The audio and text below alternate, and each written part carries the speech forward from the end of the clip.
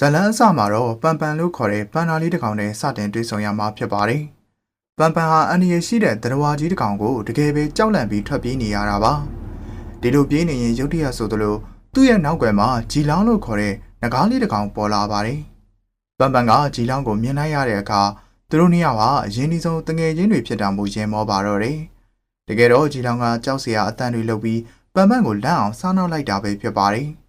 အဲဒီနောက်မှာတော့သူတို့နှစ်ယောက်ဟာအတူတူပျော်ပျော်ရွှင်ရွှင်အချိန်တွေကုန်လွန်ပြီးတော့အိမ်ပြန်ဖို့ဆုံးဖြတ်လိုက်ကြပါတယ်။ဒီနေရာမှာပန်နာတွေအတွက်ဝါပင်တွေကိုရီလောင်းပေးနေတဲ့ဂျီလောင်းရဲ့ဖခင်ကိုလည်းတွေ့ရမှာပါ။ဂျီလောင်းအဖေကသူ့အရေးကြီးတဲ့ကိစ္စတစ်ခုနဲ့အပြင်သွားတရားရှိတယ်လို့ပြောပြီးသူမရှိတဲ့အချိန်တွင်ဂျီလောင်းကိုတီးခြားဆောက်ရှောက်ပေးဖို့ပန်ပန်ကိုမှာကြားခဲ့ပါတယ်။ဂျီလောင်းအဖေထွက်သွားပြီးတဲ့နောက်မှာဂျီလောင်းတယောက်ဝမ်းနဲ့စိတ်မကောင်းဖြစ်ကြံခဲ့ပါတယ်။သူ့စိတ်ပြေလက်ပြောက်သွားအောင်လို့ပန်ပန်ကသူ့ကိုတောအုပ်ထဲခေါ်သွားပြီးလမ်းတစ်လျှောက်လုံးမှာအတူတူပျော်ပျော်ပါးပါးဆော်ကစားခဲ့ကြပါတယ်။အဲဒီအချိန်မှာဂျီလောင်းကပြန်တန်းဖို့ကြိုးစားကြည့်ပေမဲ့သူကငယ်သေးတာမို့တိတ်မပြန်နိုင်သေးပဲနောက်ဆုံးမှာတော့သူတို့နှစ်ယောက်လုံးပြုတ်ကျသွားကြတာပါ။အဲဒီနောက်မှာတော့ဇက်ကွက်ကအာဖရိကတောရိုင်းမြေစီကိုပြောင်းလဲသွားပြီးမင်းသားအာရီရဲ့မွေးနေ့ပွဲကျင်းပရာနေရာကိုတွေ့ရမှာဖြစ်ပါတယ်။တောအုပ်ထဲကတိရစ္ဆာန်တွေအားလုံးလည်းသူ့ကိုမွေးနေ့ဆုမွန်ကောင်းတောင်းပေးဖို့ရောက်ရှိနေကြပါတယ်။အာဒီရဲ့ဦးလေးဖြစ်သူ OS ကသူ့ကိုတကယ်ကိုပျော်ရွှင်သွားစေမယ်အထူးမွေးနေ့လက်ဆောင်တစ်ခုရှိတယ်လို့ပြောလိုက်တဲ့အတွက်အာဒီတယောက်အလွန်ပဲစိတ်လှုပ်ရှားခြင်းခုန်သွားပါတယ်။တစ်ဖက်မှာလည်း OS ရဲ့စိတ်ခိုင်းချက်အရာမြောက်တစ်ကောင်နဲ့မိချောင်းတစ်ကောင်ဟာငကားကိုဖမ်းဖို့ထွက်လာကြပါတယ်။သူတို့တွေတောထဲမှာလှည့်လည်ရှာဖွေရင်းပန်ပန်နဲ့ဂျီလောင်တို့အတူတူဆော်ကစားနေတာကိုလှမ်းမြင်သွားကြပါတယ်။မြောင်းနဲ့မိချောင်းကသူတို့အနားကိုချင်းကပ်လာတဲ့အခါဂျီလောင်နဲ့ပန်ပန်တို့ကြောက်လန့်တကြပုံအောင်ဖို့အတွက်ဂူတစ်ခုထဲကိုထွက်ပြေးခဲ့ကြပါတယ်။ဒါပေမဲ့မကြခင်မှာပဲလမ်းပိတ်နေတဲ့နေရာကိုရောက်သွားကြပြီးပြန်ပေးဆွဲသူတွေကသူတို့နောက်ကိုကတ်လိုက်မိသွားပါတယ်။မိချောင်းကဂျီလောင်ကိုချက်ချင်းပဲဖမ်းဆီးပြီးအဲ့ဒီခုတွေကိုထဲလိုက်တဲ့အချိန်မှာပန်ပန်ကတော့ကြောက်ထဲကိုပြုတ်ကျသွားခဲ့ပါတယ်။အဲဒီနောက်ပြန်ပေးဆွဲသူတွေလည်းထွက်ခွာသွားကြပါတော့တယ်။ကံကောင်းထောင်းမစွာနဲ့ပန်ပန်ကအသက်ဘေးကလွတ်မြောက်ခဲ့ပြီးအပြင်ထွက်ဖို့အခြားလမ်းတစ်ခုကိုရှာတွေ့ခဲ့ပါတယ်။အဲဒီနောက်မှာတော့မြောင်းနေမိချောင်းတို့ဟာသူ့တငယ်ချင်းဂျီလောင်ကိုဖမ်းဆီးပြီးလေတစင်းစီကိုဥတီသွားနေတာကိုလှမ်းမြင်လိုက်ရပါတယ်။ပန်ပန်တယောက်စိတ်ရှုပ်ထွေးသွားပြီးသူ့အမေစီပဲပြန်ရမလားဒါမှမဟုတ်ဂျီလောင်ကိုကဲဖို့ပဲစူးစမ်းရမလားဝေမခွဲနိုင်ဖြစ်နေခဲ့ပါတယ်။ဂျီလောင်ကလည်းအော်ဟစ်အကူအညီတောင်းနေတာမို့ပန်ပန်ကသူ့တငယ်ချင်းကိုကဲတင်ဖို့ပဲဆုံးဖြတ်လိုက်ပါတယ်။သူကအကူအညီဖို့အတွက်ပြေးလွှာသွားခဲ့ပေမဲ့တကယ်ကိုခွန်အားကြီးမားတဲ့မိချောင်းနဲ့လုံးထွေးတက်ဖို့ရပါတော့တယ်။မိချောင်းကပန်ပန်ကိုလွယ်တကူပဲမကဘေးကိုလွှတ်ပြလိုက်ပါတယ်။သူတို့တွေစတင်ထွက်ခွာသွားကြချိန်မှာပန်ပန်တယောက်ဆွမ်းခုံစူးစမ်းခဲ့ပေမဲ့သူ့တငယ်ချင်းကိုမကဲတင်နိုင်ခဲ့ပါဘူး။မြောင်းနယ်မိချောင်းကဂျီလောင်ကိုခေါ်ဆောင်သွားကြပါပြီ။အဲဒီနောက်ပန်ပန်ဟ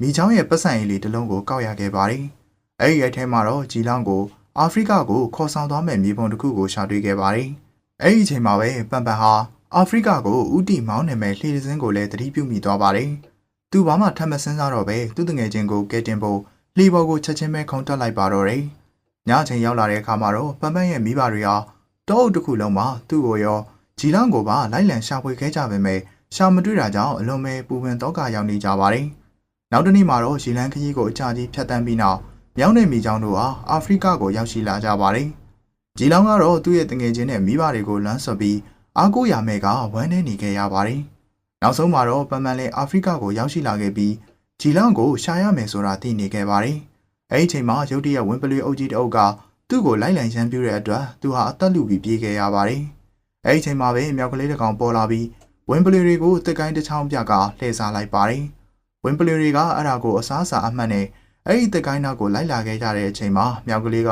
သူ့ကိုယ်သူဂျိုဂျိုလို့မိတ်ဆက်ပေးခဲ့ပါတယ်။ဂျိုဂျိုကပန်ပန်ကိုဒီကိုဘာလို့ရောက်လာတာလဲလို့မေးတဲ့အခါပန်ပန်ကတငယ်ချင်းဂျီလောင်ကိုမြောင်းနယ်မိချောင်းတို့ကပြန်ပေးဆွဲသွားတဲ့အကြောင်းရှင်းပြပြီးအခုငါတငယ်ချင်းကိုကဲဖို့ဒီကိုလာခဲ့တာလို့ပြောပါတယ်။ဂျိုဂျိုကပန်ပန်ကိုသူ့မှန်ကန်တဲ့နေရာကိုလမ်းပြပေးနိုင်တယ်လို့ပြောပေမဲ့အလဲလေအနေနဲ့ပန်ပန်စီကရွှေဆွဲသီးလေးကိုလိုချင်တယ်လို့တောင်းဆိုပါတယ်။ပထမတော့ပန်ပန်ကဂျိုဂျိုကိုသိမယုံကြည်ရဲ့ပေမဲ့ဒီနေရာမှာသူကဘသူ့ကိုမှမသိတာကြောင့်ရောဂျီလောင်ကိုကဲတင်ဖို့လိုအပ်နေတာရောကြောင့်ပါဂျိုဂျိုနဲ့အတူသွားဖို့ဆုံးဖြတ်လိုက်ပါတယ်။ခဏကြာတော့ဂျိုဂျိုကပန်ပန်ကိုခြံစည်းရိုးခတ်ထားတဲ့နေရာတစ်ခုကိုခေါ်သွားပေးပါတယ်။ရောက်သွားတဲ့အခါအဲ့ဒီနေရာကမြေပုံမှာပြထားတဲ့နေရာနဲ့ကိုက်ညီမှုမရှိတာကြောင့်ပန်ပန်ကဂျိုဂျိုအပေါ်ကိုတန်တရားဝင်လာပါတယ်။အဲ့ဒီချိန်မှာပဲရုတ်တရက်သမင်တကောင်ကပန်ပန်ကိုဝင်တိုက်လိုက်လို့သူဟာလဲကျသွားခဲ့ပါတယ်။အဲ့ဒီနောက်ငှက်ကလက်အုပ်တကောင်ထွက်လာပြီးသူ သူဟာဂျိုဂျိုရဲ့တတိဖြစ်တာကိုသိလိုက်ရပါတယ်ငှက်ကလအုပ်ဟာပန်နာဝဝန်ကိုမြင်လိုက်ရလို့အလွန်မဲဝမ်းသာသွားပါတယ်အကြောင်းကတော့ပန်ပန်ကိုသူ့ရဲ့ဆက်ကပွဲမှာကပြခိုင်းပြီးပတ်စံအများကြီးရှာခြင်းလိုပဲဖြစ်ပါတယ်အဲဒီနောက်မှာတော့သူတို့ကပန်ပန်ကိုအခန်းချင်းလေးတစ်ခုထဲမှာပိတ်လောင်ထားလိုက်ကြပါတယ်ပန်ပန်ဟာသူတို့ဆက်ကပွဲမှာကခိုင်းတဲ့အတွက်ဂျိုဂျိုအပေါ်တကယ်ပဲဒေါသထွက်နေခဲ့ပါတယ်နောက်တော့ဂျိုဂျိုတယောက်ခိုးထွက်သွားချိန်မှာတမင်ကသူ့ကိုလာရောက်စောင့်ကြံနေပါတယ်အဲဒီညလူတွေအားလုံးအိပ်ပျော်နေတဲ့အချိန်မှာပန်ပန်ဟာသူ့ရဲ့လက်သေးတွေနဲ့တန်ကြိုးကိုဖျက်တောက်နိုင်ခဲ့ပြီးတိတ်တိတ်ဆိတ်ထွက်ပြေးခဲ့ပါတယ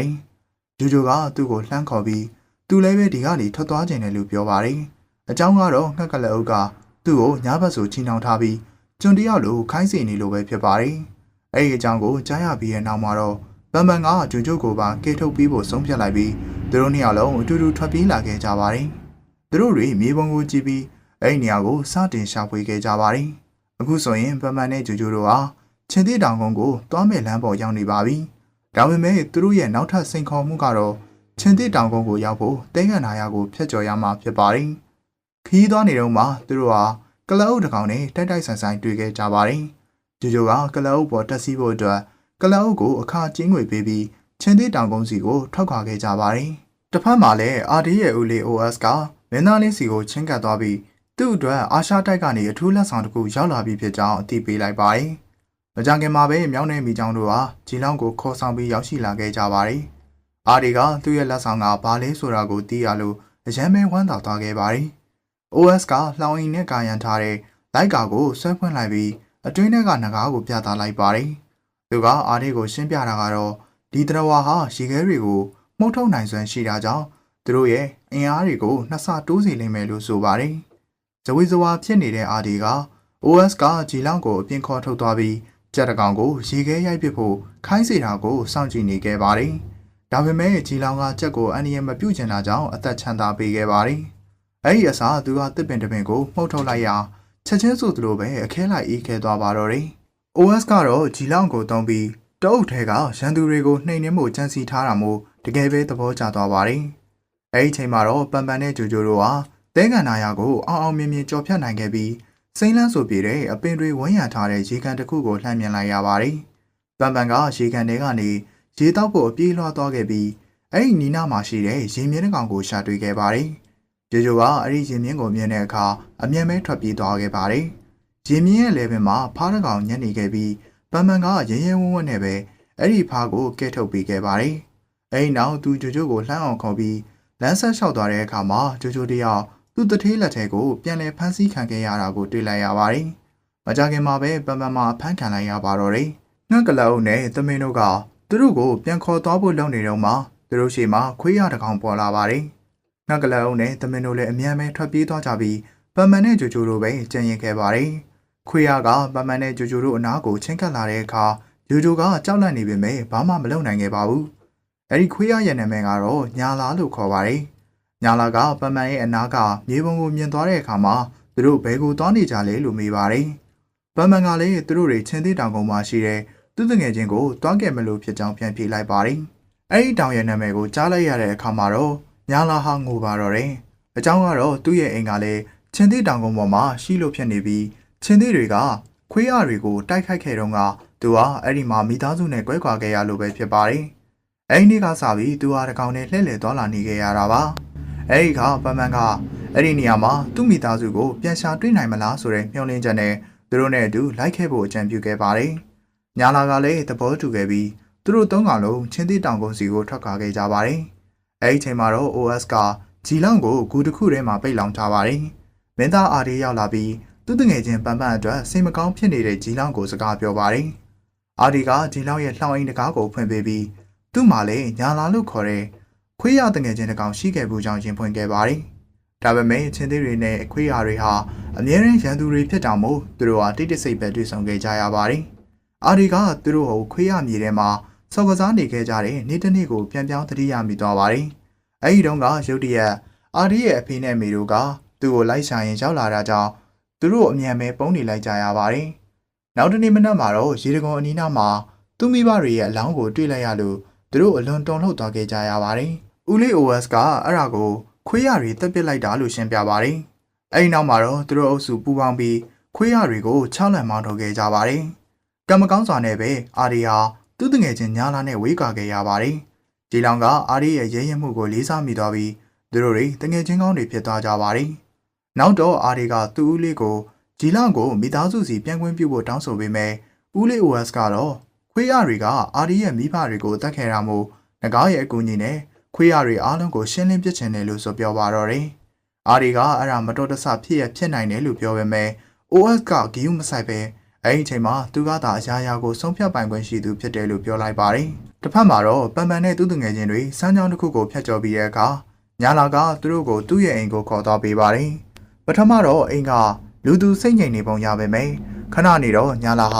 သူ့ရဲ့မိသားစုတစ်ခုလုံးကိုပြန်တွေ့သွားပြီးအတိုင်းမသိဝမ်းသာသွားခဲ့ရပါတယ်။အဲ့ဒီညမှာပန်ပန်နဲ့ဂျိုဂျိုတို့ဟာ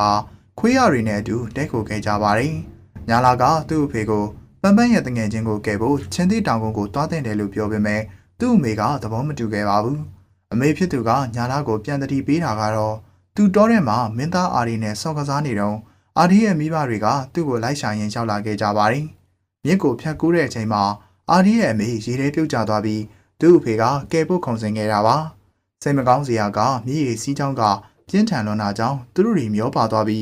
းမြင်မာတဲ့ရေတကုံပေါ်ကနေပြုတ်ကျကအသက်ဆုံးရှုံးခဲ့ရတာဖြစ်ပါတယ်။အာဒီရဲ့ဦးလေး OS ကအဲ့ဒီဖြစ်ရတစ်ခုလုံးကိုမြင်တွေ့ခဲ့ပေမဲ့ကူညီမဲ့အစားအဲ့ဒီကြေကွဲစရာဖြစ်ရအတွက်ဒိုးတွေကိုအပြစ်ပုံချပြီးရန်ပြုတ်ချင်နေတာလို့ပြောပြပါတယ်။ပန်ပန်ကသူတို့တွေဂျီလောင်းကိုကူညီနိုင်မှာမဟုတ်ဘူးဆိုတာသိသွားတာကြောင့်သူနဲ့ဂျိုဂျိုတို့ချင်းသီးတောင်ကုန်းစီကိုတိတ်တဆိတ်ထွက်ပြေးခဲ့ကြပါတယ်။အဲ့ဒီမှာရုတ်တရက်သူတို့ဟာမိချောင်းတစ်ကောင်နဲ့မြောက်တစ်ကောင်ကိုရင်ဆိုင်လိုက်ရပါတယ်။ဂျိုဂျိုကကြောက်ပြီးထွက်ပြေးသွားတာကြောင့်ပန်ပန်တယောက်တည်းမိချောင်းရဲ့ဖန်ဆီးခြင်းကိုခံလိုက်ရပါတယ်။မိချောင်းကပန်ပန်ကိုချင်းသီးတောင်ကုန်းစီခေါ်ဆောင်သွားပြီးအဲ့ဒီမှာဂျီလောင်နဲ့ပြန်လည်ဆုံတွေ့စေခဲ့လို့တကယ်ပဲဝမ်းသာသွားကြပါတယ်။အဲ့ဒီနောက်မှာ OS ကဂျီလောင်ကိုလှောင်ရင်ထဲကနေလှုပ်ပေးပြီးအကယ်၍စကားနားမထောင်ရင်ပန်ပန်ကိုနာကျင်အောင်လုပ်မယ်လို့ချိန်ချောက်ပါတော့တယ်။ OS ကဂျီလောင်ကိုခွေးရမြေစီအတင်းအဓမ္မခေါ်ဆောင်သွားပါတယ်။အာရီကချောင်းဝင်တားဆီးဖို့ကြိုးစားပေမဲ့ဘယ်သူမှနားမထောင်ပဲရှေ့ဆက်သွားကြပါတယ်။အဲ့ဒီအချိန်မှာတော့ပန်ပန်ကိုမိချောင်းကတုံနှောင်ထားပါတယ်။အဲ့ဒီအချိန်မှာပဲဂျိုဂျိုပေါ်လာပြီးမိချောင်းကိုတွင်ရင်ပြားနဲ့ရိုက်ချကပန်ပန်ကိုကယ်ထုတ်ခဲ့ပါတယ်။သူတို့နှစ်ယောက်အားလုံးကိုကယ်တင်ဖို့အတူတူပြေးလွှားသွားခဲ့ကြပါတယ်။ OS ကဂျီလောင်ကို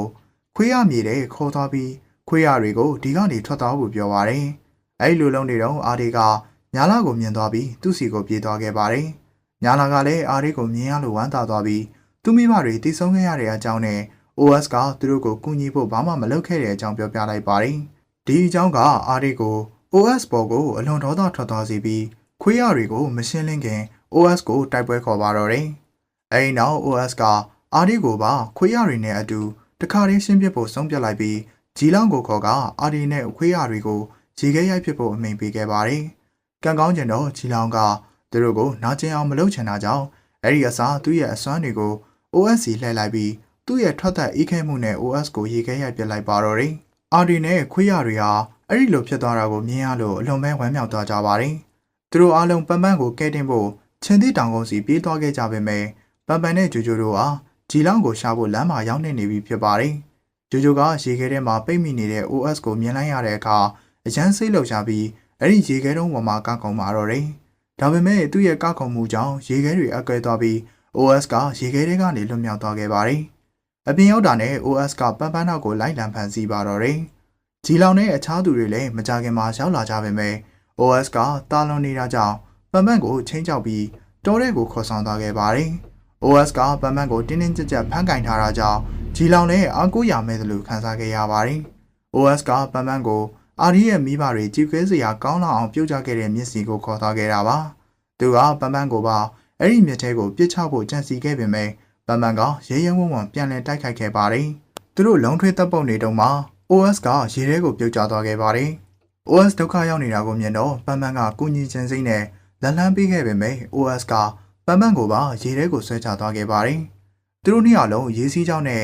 မျောပါခြင်းကိုခံလိုက်ရပါတယ်။ OS ကတော့ရေတကုံပေါ်ကနေပြုတ်ကျသွားပြီးအသက်မရှင်နိုင်ခဲ့ပါဘူး။ပန်ပန်လည်းရေတကုံစီကိုမျောပါသွားနေတော့အကူညီတောင်းပြီးအော်ရဲလိုက်တဲ့အခါဂျီလောင်ကသူ့ကိုကဲတင်ဖို့အချိန်မီပြန်တန်လာခဲ့ပါတယ်။ပန်ပန်ကရခင်ကမပြန်တန်းနိုင်ခဲ့တဲ့ဂျီလောင်ပြန်တန်းနိုင်နေတာကိုမြင်လိုက်ရလို့တကယ်ပဲဝမ်းသာသွားခဲ့ရပါတယ်။တရိษံတွေအားလုံးသူတို့ရဲ့အောင်ပွဲကိုအတူတူဆင်နွှဲကြပြီးအခုဆိုရင်ခွေးရနဲ့ချင်းသေးတို့ဟာ ချင်းသစ်တောင်ကုန်းပေါ်မှာအတူတူပျော်ပျော်ရွှင်ရွှင်နေထိုင်သွားကြပါတော့တယ်။အဲဒီနောက်မှာကြည်လောင်ပန်ပန်နဲ့ဂျူဂျူတို့အတူတူအိမ်ပြန်ခဲ့ကြပြီး